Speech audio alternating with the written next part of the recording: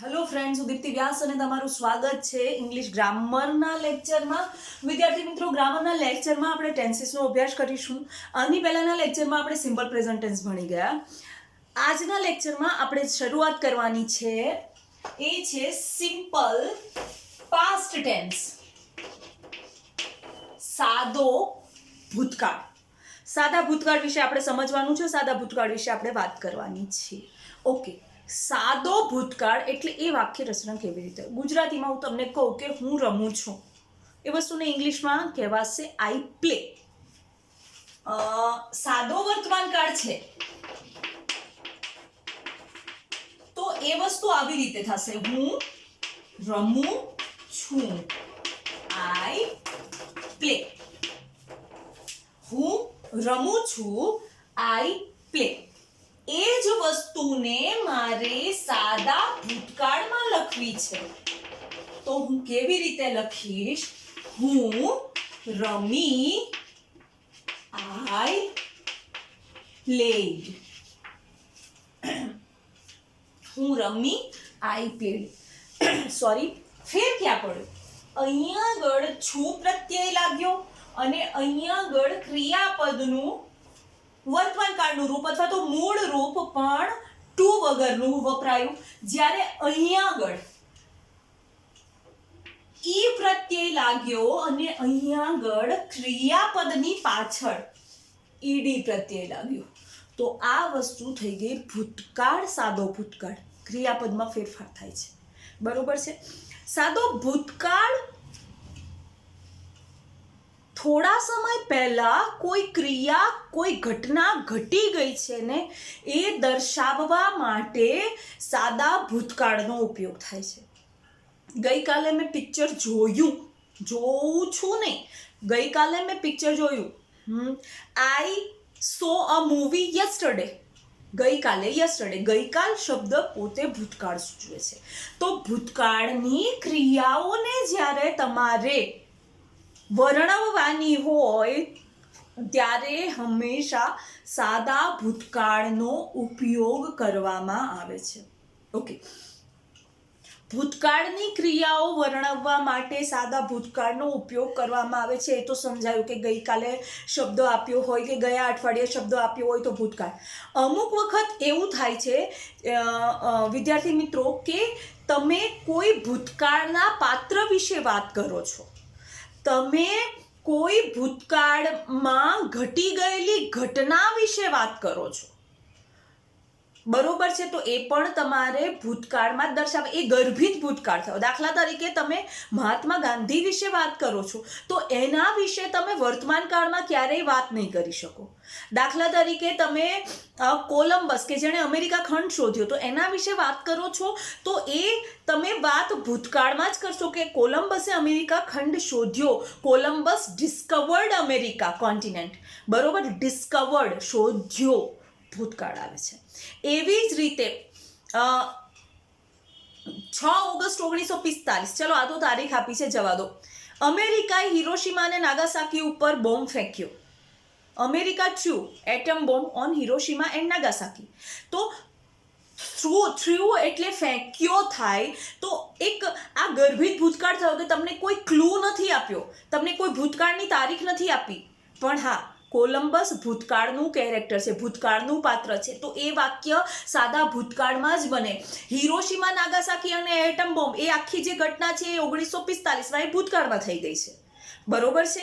તો એ પણ તમારે ભૂતકાળમાં જ વાક્ય બનાવવાનું હોય. પછી એમાં વર્તમાન કાળનું વાક્ય ના આવે કે કોલંબસ અમેરિકા ખંડ શોધે છે કે કોલંબસ ડિસ્કવર્સ અમેરિકા, એવી રીતે ના આવે, એ ડિસ્કવર્ડ જ આવે, બરોબર છે.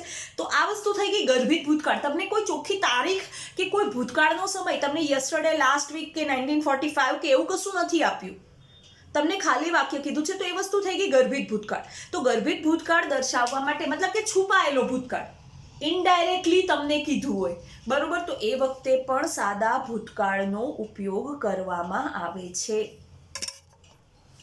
હવે વિદ્યાર્થી મિત્રો, આપણે તમને ક્રિયાપદનું મૂળ રૂપ આપ્યું છે. એ મૂળ રૂપમાંથી ભૂતકાળનું ક્રિયાપદનું રૂપ કેવી રીતે બનાવવું એના અમુક નિયમો છે. એ નિયમો દ્વારા આપણે ભૂતકાળના રૂપ બનાવીએ. પહેલો નિયમ, અમુક ક્રિયાપદ આપેલા છે અથવા તો ક્રિયાપદનું મૂળ રૂપ આપેલું છે. એ ક્રિયાપદના મૂળ રૂપ પાછળ તમે ઈડી પ્રત્યય લગાવી દો છો તો એ ભૂતકાળનું રૂપ બની જશે. ઈડી પ્રત્યય લગાવવાનો છે. કેવી રીતે?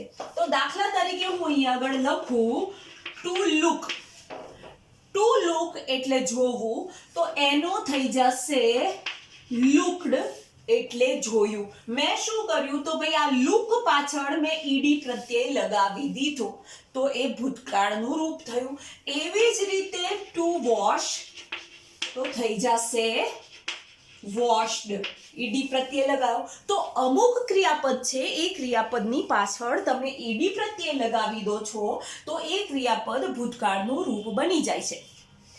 એવી જ રીતે અમુક એવા ક્રિયાપદ હશે કે છોકરાઓ જેની પાછળ ઈ આલ્ફાબેટ ઈ ઓલરેડી આપેલો હશે તો એનું ભૂતકાળ બનાવવા માટે તમારે ફક્ત ડી પ્રત્યય લગાવવાનો રહેશે. તો એ કયા છે?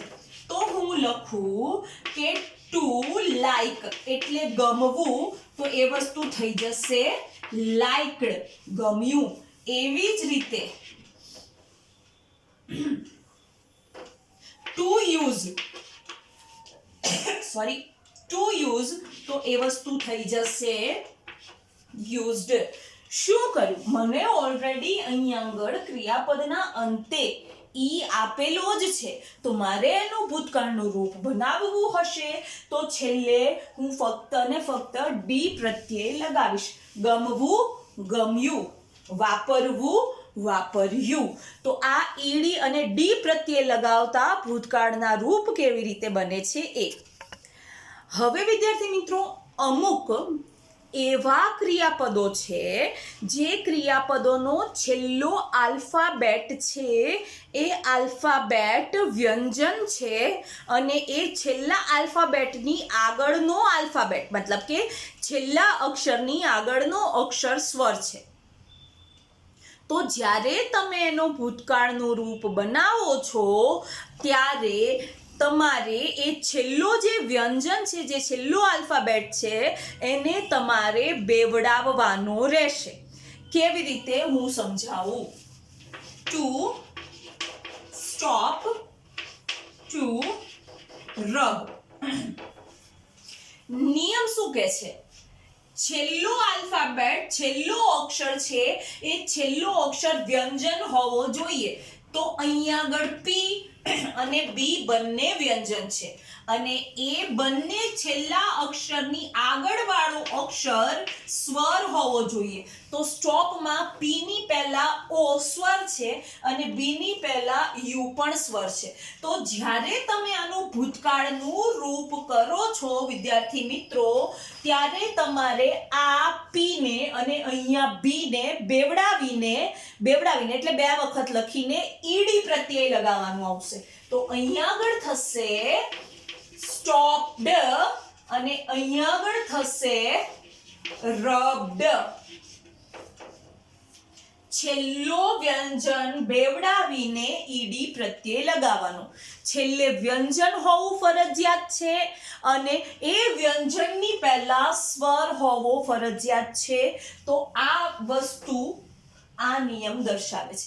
એવી જ રીતે આની જેમ જ છે, જો કોઈ ક્રિયાપદની પાછળ આલ્ફાબેટ એલ આપેલો છે, એલ બરોબર છે, તો એનું ભૂતકાળનું રૂપ કરવા માટે તમારે એલ ને બેવડાવીને ઈડી પ્રત્યય લગાવવાનો રહેશે. દાખલા તરીકે ટુ ટ્રાવેલ અને ટુ ક્વોરલ. ટુ ટ્રાવેલ એટલે મુસાફરી કરવી, ટુ ક્વોરલ એટલે ઝઘડો કરવો. હવે આનું મારે ભૂતકાળનું રૂપ કરવું છે તો છેલ્લે એલ આપ્યો છે એ એલ ને બેવડાવીને હું ઈડી પ્રત્યય લગાવીશ એટલે થશે ટ્રાવેલ્ડ અને quarreled.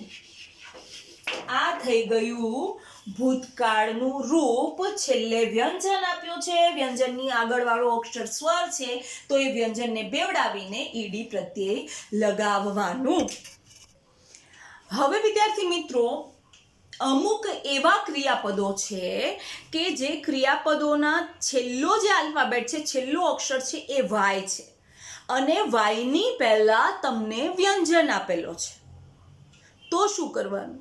તો એક વસ્તુ યાદ રાખજો, ક્રિયાપદનો છેલ્લો અક્ષર વાયની પહેલા વ્યંજન, તો એનું ભૂતકાળનું રૂપ બનાવતી વખતે વાયને તમે કાઢી નાખો, એની જગ્યાએ આઈ મૂકીને ઈડી પ્રત્યય લગાવવાનો રહેશે, ત્યારે ભૂતકાળનું રૂપ બનશે. તો ટુ કેરી, ટુ ક્રાય. છેલ્લે તમને વાય આપેલો છે, વાયની પહેલા તમને વ્યંજન આપેલો છે, વાય ને એની પહેલા આર છે, બંને વ્યંજન છે આર. બરોબર? તો આનું ભૂતકાળનું રૂપ તમારે બનાવવું છે, તો હું વાય નો આઈ કરી અને ઈડી પ્રત્યય લગાવીશ. વાય નો આઈ કરી અને ઈડી પ્રત્યય લગાવીશ. To carry, carried. To cry, cried. Y કાઢી નાખ્યો અને ઈડી પ્રત્યય લગાવી દીધો. વાય કાઢી નાખ્યો પણ એની બદલે મૂકવાનું શું? તો આઈ મૂકીને ઈડી પ્રત્યય લગાવવાનો છે, આ ભૂલવાનું નહીં. વાયને કાઢો છો, શું કામ કાઢો છો? તો એની આગળ વ્યંજન આપ્યો છે, પણ વાયને કાઢો છો ને એટલે ફરજિયાતપણે આઈ મૂકીને ઈડી પ્રત્યય લગાવવાનો રહેશે. વાય કાઢીને આઈ મૂકીને ઈડી પ્રત્યય લગાવવાનો રહેશે.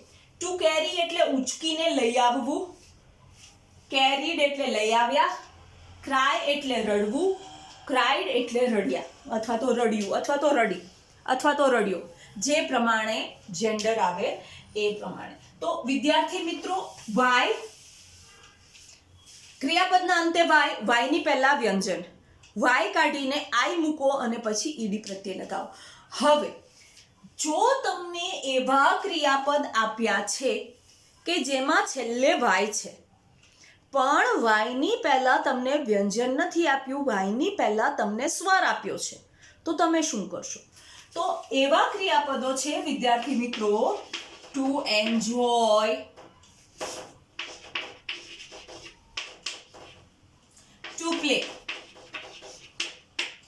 છેલ્લે વાય આપ્યો છે પણ વાયની પહેલા તમને સ્વર આપેલા છે, તો શું કરવાનું? તો અહીંયા આગળ વાયનો આઈ નથી કરવાનો.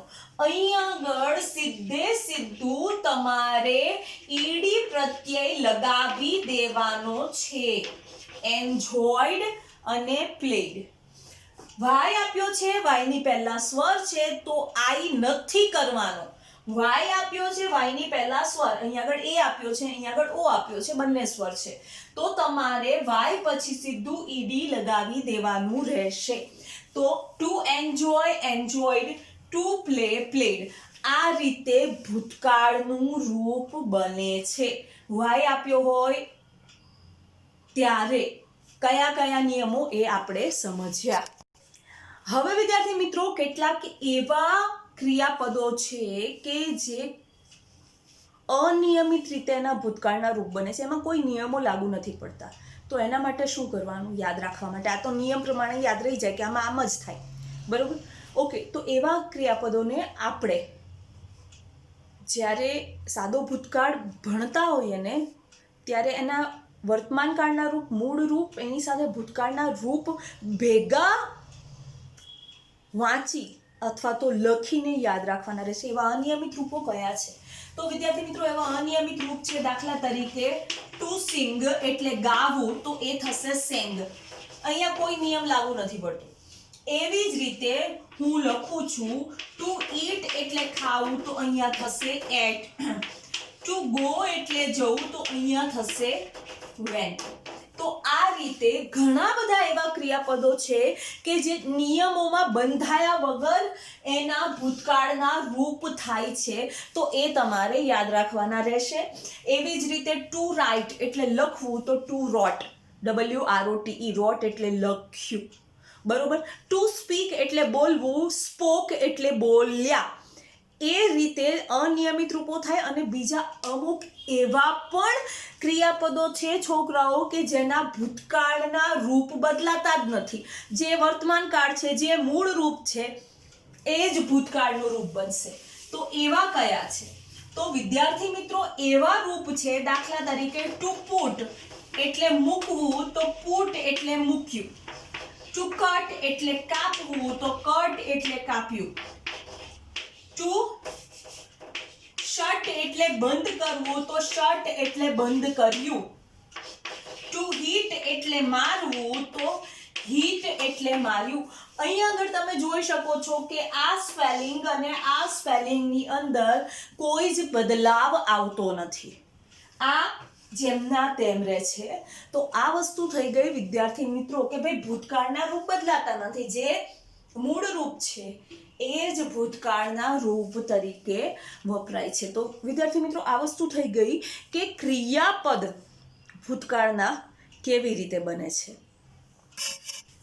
હવે વિદ્યાર્થી મિત્રો, આપણે સમજીએ ઓળખ સૂચવતા શબ્દો એટલે કે keywords of simple past tense. સાદા ભૂતકાળનું વાક્ય છે, એ વાક્ય સાદા ભૂતકાળનું જ કેમ છે એવા એ દર્શાવતા અમુક એવા શબ્દો હોય છે કે શબ્દો આપેલા હોય ને તો એ વાક્ય સાદા ભૂતકાળનું જ બને. તો એવા જે શબ્દો છે, એવા શબ્દોને કીવર્ડ્સ કહેવાય. એ કયા કયા છે? તો ભાઈ પહેલો શબ્દ છે યસ્ટરડે એટલે ગઈકાલે. યસ્ટરડે આપ્યું હોય તો વાક્ય સાદા ભૂતકાળનું. એવી જ રીતે યસ્ટર નાઇટ એટલે ગઈ રાત્રે. એ યસ્ટરડે અને યસ્ટર નાઇટ આપ્યું હોય તો એ સાદા ભૂતકાળનું જ વાક્ય હોય. એવી જ રીતે તમને last day, last week, last month કે લાસ્ટ યર આપેલું છે. યર ગયા દિવસે મતલબ છેલ્લા દિવસે, ગયા અઠવાડિયે, ગયા મહિને કે ગયા વર્ષે, એ સાદો ભૂતકાળ જ સૂચવે છે. એવી જ રીતે અગો અને બિફોર, જેનો અર્થ થાય છે પહેલા, સમયના સંદર્ભમાં, તો એ પણ સાદો ભૂતકાળ જ સૂચવે છે. અગો એટલે પહેલા, બિફોર એટલે પહેલા. Before 5 years we lived in Rajkot. 5 વર્ષ પહેલા અમે રાજકોટમાં રહેતા હતા. 5 years ago we lived in Rajkot. 5 વર્ષ પહેલા અમે રાજકોટમાં રહેતા હતા. ફેર એટલો છે કે તમે બિફોર વાપરો છો તો સમય સૂચક શબ્દની પહેલા, અને અગો વાપરો છો તો સમય સૂચક શબ્દની પછી. કેવી રીતે? તો બિફોર 2 days, 2 દિવસ પહેલા. 2 days ago, જેનો અર્થ પણ થાય 2 દિવસ પહેલા. તો આ વસ્તુ બિફોર અને અગો બંનેનો અર્થ થાય છે પહેલા, અને એ જો વાક્યમાં હોય ને તો એ સાદો ભૂતકાળ સૂચવે છે. એવી જ રીતે વિદ્યાર્થી મિત્રો, ઇન ધ પાસ્ટ આ શબ્દ આપેલો હોય તો જેનો અર્થ થાય છે ભૂતકાળમાં. ઇન ધ પાસ્ટ ભૂતકાળમાં. તો વિદ્યાર્થી મિત્રો, આ જે શબ્દ છે, આ શબ્દ પાસ્ટ પોતે ભૂતકાળ સૂચવે છે. તો આ ભૂતકાળ દર્શાવતો શબ્દ છે. એવી જ રીતે in that, at that moment, અથવા તો ઇન ધોઝ ડેઝ. આ બંને શબ્દો છે, એ બંને શબ્દો સાદો ભૂતકાળ સૂચવે છે. એટ ધેટ મોમેન્ટનો અર્થ થાય છે તે ક્ષણે, અને ઇન ધોઝ ડેઝ એ દિવસોમાં એવો શબ્દોનો પ્રયોગ કરીએ તો એ પણ ભૂતકાળ જ સૂચવે છે. તો વિદ્યાર્થી મિત્રો, આ થઈ ગયા ઓળખ સૂચવતા શબ્દો. Yesterday, yester night, in the past, at that moment, in those days. એવી જ રીતે last day, last week, last month, last year, before અને અગો. આ શબ્દો છે એ શબ્દો સાદો ભૂતકાળ સૂચવે છે. અને અહીં આગળ આપણે આ લેક્ચર અહીં જ પૂરો કરીએ છીએ. નેક્સ્ટ લેક્ચરની અંદર આપણે સાદા ભૂતકાળના ઉપયોગો શીખીશું. ત્યાં સુધી take care, B happy and good bye.